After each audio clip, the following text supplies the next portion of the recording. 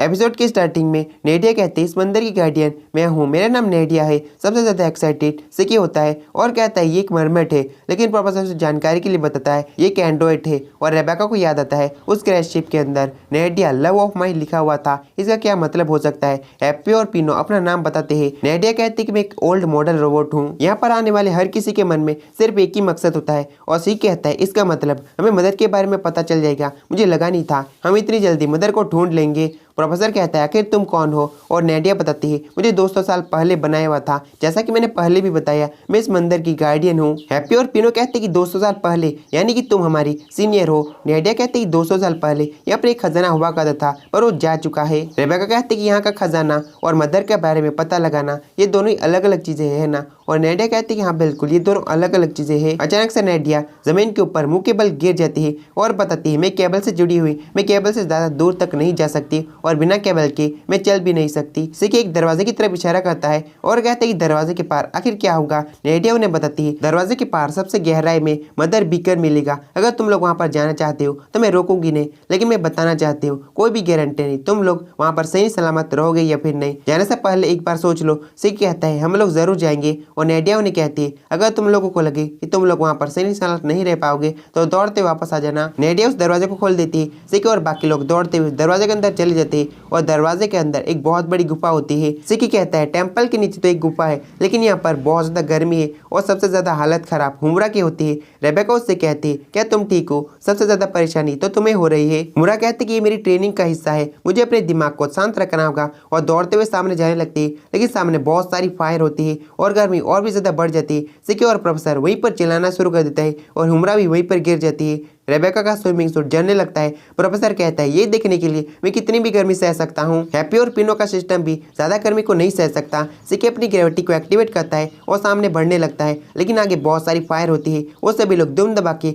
वापस आने लगते हैं। वापस आने के बाद नेडिया कहती है तुम सभी का वापस स्वागत है। सिकी कहता है वहाँ पर जाना लगभग नामुमकिन है, वहाँ पर काफी ज्यादा गर्मी है। तभी सिस्टर उन्हें कॉल करती है और कहती है मैं तुम लोगों पर नजर रख रही थी, ये हमारे लिए भी नामुमकिन है, वहाँ पर जाना काफी ज्यादा खतरनाक है, वहाँ पर काफी सारी फायर है। ये डीमन किंग जिगी के लिए आसान होगा क्योंकि उसके पास मजबूत आर्मर है। नेडिया कहते हैं तुम लोग स्कल मार्क्स वाले बंदे की बात कर रहे हो ना, वो 15 साल पहले आया था और मदर बीकन को हासिल किया था। रेबेका कहते हैं कि इसका मतलब डीमन किंग जिगी अभी मदर को ढूंढ रहा होगा। प्रोफेसर कहता है विच किसी वाटर एथर का इस्तेमाल नहीं कर सकती क्या। सिस्टर कहते हैं कि मैं सीधे पॉइंट पर आती हूँ, ये विच के लिए भी नामुमकिन है, लेकिन विच ने कहा उसके पास एक प्लान है, इसलिए वो ब्लू गार्डन गई है। प्रोफेसर और सिक कहते हैं हम लोग इतने दूर आए हैं, वो वापस क्यों चली गई। फिर में ब्लू गार्डन का सीन दिखाया जाता है। विच एक शो दिख रही थी, फिर शो खत्म हो जाता है। विच जेन क्लेनी एक एक्टर के पास जाते हैं और कहते हैं कि बड़े दिनों बाद मिले और जेन उससे कहते हैं मुझे नहीं लगा था तुम अपनी जिंदगी को इतनी अच्छी तरह से बिताओगे। विच कहती है कि मैं अपने दुश्मनों को ट्रैक करना कभी नहीं छोड़ती। वो एक्टर असल में लागुना होता है। विच कहती है हमें तुम्हारी मदद चाहिए, क्या तुम हमारी मदद करोगे। फिर यहीं से सीन चेंज होता है। सिक और बाकी लोग विच का ही इंतजार कर रहे थे और सिक कहता है क्या तुम हमें बता सकते हो उस गहरी गुफा के अंदर मदर के बारे में आखिर कौन सा क्लू है। लेकिन नेडिया कहते हैं ये आप लोगों को खुद पता लगाना पड़ेगा, एक सिगरेट है मैं नहीं बता सकती। रेबेका बाहर पड़े हुए रोबोट के बारे में पूछती है आखिर उन सभी रोबोट की हालत ऐसे क्यों हुई। नेडिया कहती है बहुत समय पहले यहाँ पर एक खजाना हुआ करता था और बहुत सारे एडवेंचर उस खजाने के लोग देखने के लिए आते थे, क्योंकि उस खजाने में मदर बीकन था जो मदर तक ले जाता है, लेकिन 200 साल पहले उसे चुरा लिया गया। वो खजाना सभी एंड्रॉइड का पावर सोर्स था और वो चोरी होते ही सभी एंड्रॉइड ने काम करना बंद कर दिया। हैप्पी उससे पूछता है तुम तो बिल्कुल काम कर रही हो। नेडिया कहती है कि मुझे एंड्रयू ने रिपेयर कर दिया था, लेकिन मैं बिना केबल के बिल्कुल भी काम नहीं कर सकती। प्रोफेसर एंड्रयू के बारे में पूछता है और नेडिया कहती है एंड्रयू के इंसानी इंजीनियर था जो सभी रोबोट को ठीक करता था। ये बताते हुए नेडिया शर्मा भी रही थी, इसलिए हुमरा उसके मुंह पे पूछ लेती क्या तुम उससे प्यार करती हो, और नेडिया और भी ज्यादा शर्माने लगती है। प्रोफेसर कहता है एक रोबोट और इंसान प्यार, आखिर रिश्ता आगे कैसे बढ़ेगा। रेबेका उससे पूछती है अभी एंड्रयू कहाँ पर है, और नेडिया कहती है उसने प्लेनेट को छोड़ दिया, ये कहते हुए कि वो खजाने को ढूंढ कर लाएगा। ये लगभग 200 साल पहले की बात है।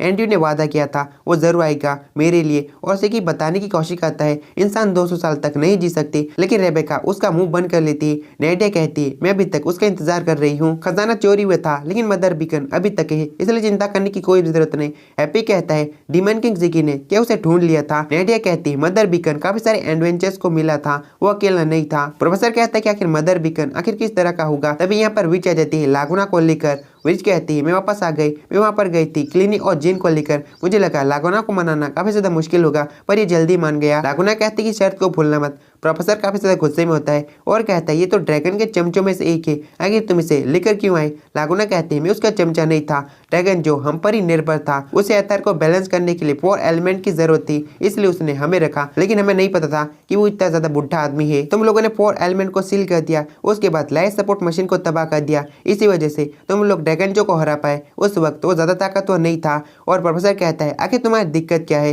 लागुना रेबेका से कहते कि तुम तो वही लड़की थी ना जिसके पीछे ड्रैगन जो पड़ा हुआ था। और रेबेका कहती है पिछले वर्ल्ड यानी कि वर्ल्ड 29 में हम ड्रैगन जो से हार गए थे और लागुना ही था जो मुझसे काफी अच्छे से पेश आया था। लागुना कहते कि तुम वक्त में पीछे गए थे इसलिए हम लोग हार गए थे। लागुना वीर से कहता है अपना वादा याद रखना, मैं मदद जरूर करूंगा। और वो सिक्की के पास जाता है और कहता है मुझे यकीन नहीं होता ड्रैगन को हराने वाला एक बच्चा है। सिक्की कहता है दोस्त बनना पसंद करोगे। लागुना बिल्कुल भी नहीं। विच नेडिया से कहती कि 15 साल पहले जब यहाँ पर डीमन किंग जिगी आया था उसके साथ और कोई था या फिर नहीं। नेडिया कहती वो बिल्कुल अकेला था। विच अपने मन में कहती डीमन किंग जिगी यहाँ पर बिना फॉर शाइनिंग स्टार के आया था। विच सिक्की और लागुना उस जगह पर पहुंच जाते जहाँ पर बहुत सारी फायर थी यानी कि उस गुफा में पहुंच जाते। विच कहती हम लोग अपनी पाव को मिलाकर इसे पार करने वाले हैं। और तभी विच का स्विमिंग सूट जलने लगता है और सिक्की उससे कहता है तुम्हारा स्विमिंग सूट तो जल रहा है। विच कहती मैं तो बस एक एंड्रॉइड हूँ, अगर पूरा स्विमिंग सूट जल गया तब भी क्या फर्क पड़ता है। लागुना कहते कि दिक्कत हमें होगी तुम्हें नहीं, वैसे हम यहाँ पर करने क्या वाला है।